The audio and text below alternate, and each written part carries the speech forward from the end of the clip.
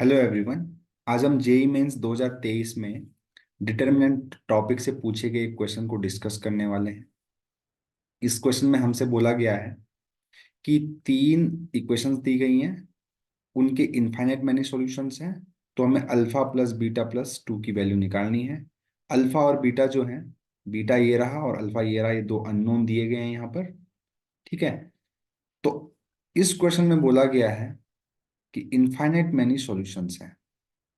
तो जब किसी सिस्टम ऑफ लीनियर इक्वेशंस के इनफाइनाइट मैनी सॉल्यूशंस होते हैं तो डेल्टा का वैल्यू जीरो होता है।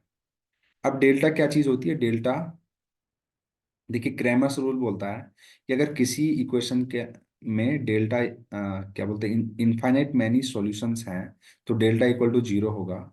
Delta x equal to delta y equal to delta z equal to भी जीरो होगा। तो मैं डेल्टा बताता हूँ क्या होता है। देखिए, 75175, 75175 यानी कि जो कोइफिशिएंट है इन इक्वेशंस में, वेरिएबल के जो कोइफिशिएंट है, एक्स वाई जेड के जो कोइफिशिएंट है, उनसे मैं एक मैट्रिक्स बनाऊंगा, या सॉरी डिटर्मिनेंट बनाऊंगा। उस डिटर्मिनेंट का वैल्यू फाइंड करूंगा। उसका वैल्यू अगर जीरो आ जाता है तो इनफाइनाइट मैनी सॉल्यूशंस होते हैं, अगर ये कंडीशन भी सेटिस्फाई हो जाए तो। ठीक है। तो ये हमने कर लिया। इसको हमने जीरो के बराबर करना है।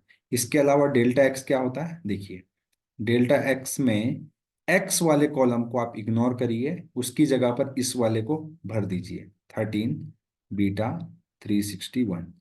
बाकी को हम एज इट इज लिख लेंगे। तो फर्स्ट कॉलम में चेंज किया, बाकी को एज इट इज उतार लीजिए। 11 4 194। फर्स्ट में इसलिए किया क्योंकि फर्स्ट में हमने एक्स को रखा हुआ था। ठीक है। इसका वैल्यू भी जीरो होना चाहिए इनफाइनाइट मैनी सॉल्यूशंस के लिए। तो ठीक है, इनको सॉल्व करते हैं। अगर आप इस डिटर्मिनेंट को सॉल्व करेंगे, इस डिटर्मिनेंट को आप कैसे सॉल्व कर सकते हैं? देखिए, इस डिटर्मिनेंट को सॉल्व करने का तरीका ये है कि पहले इसमें आप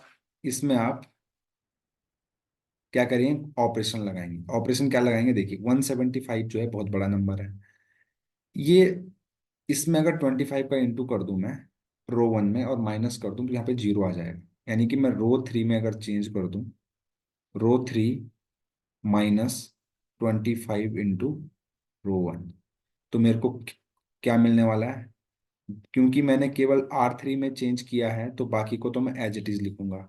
तो बाकी को एज इट इज लिख दिया। देखिए, 175 में से मैं 25 टाइम्स R1 करूंगा तो 25 7 जा 175, यानी कि यहाँ पे जीरो आएगा। इसी तरीके से 194 में से 11 इंटू 25 करूंगा, यानी कि 11 इंटू 120, सॉरी 11 इंटू 25 का वैल्यू होता है 275। तो जब मैं 275 को माइनस करूंगा तो मुझे करीबन -79, 6 एंड 75 यानी कि 81 मिलने वाला है। राइट। इसी तरीके से इसमें से मैं यहाँ पे घटाऊंगा तो ये आएगा 57 माइनस 25 अल्फा। अब मैं इसको जीरो के बराबर कर दूंगा। इसको फर्दर अगर मैं सॉल्व करूंगा, जैसे डिटर्मिनेंट को सॉल्व किया जाता है, तो यहाँ से मुझे अल्फा की वैल्यू मिल जाएगी। अल्फा की वैल्यू को फिर मैं यहाँ पर पुट करके इसको जीरो के बराबर पुट कर दूंगा। आई थिंक आप सभी लोग इसको सॉल्व कर सकते हैं। यहाँ से मुझे मिलने वाला है, इसको सॉल्व करने मैं डायरेक्टली बता रहा हूँ, आप इसको सॉल्व कर लेंगे, डिटर्मिनेंट को सॉल्व कर लेंगे आप लोग।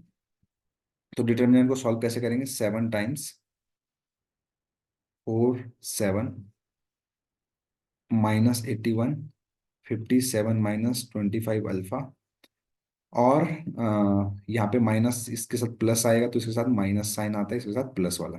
तो यहाँ पे आएगा -5। इसको और इसको आप इग्नोर करेंगे तो क्या आएगा? 11 अल्फा -81 और 57 -25 अल्फा। राइट। और क्योंकि यहाँ पे जीरो है तो जीरो वाले को हमें कैलकुलेट नहीं कर सकते, प्लस जीरो ही लिख लेंगे डायरेक्टली। राइट। जब आप इसको सॉल्व करेंगे फर्दर तो हमें कुछ इस तरीके से यहाँ पर मिलेगा, 270 अल्फा इक्वल टू -2430।